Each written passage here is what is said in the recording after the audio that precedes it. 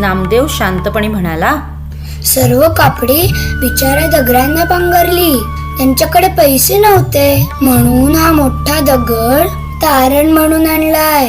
मग दामाशेट्टी चिडून म्हणाले, अरे नामदेव, डोकं फिरलंय तुझं. दगड कुणी आणतं का तारण म्हणून?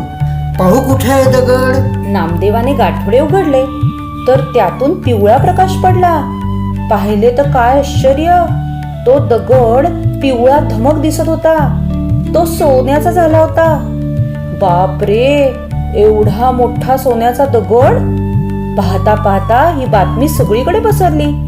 गावातील लोक दगड पाहायला येऊ लागली. ज्या शेतकऱ्याच्या शेतातील हा दगड होता आणि ज्याने दगडांचे सगळे कपडे काढून स्वतःजवळ ठेवले होते, त्या लोभी शेतकऱ्याला सुद्धा सोन्याच्या दगडाची बातमी कळाली.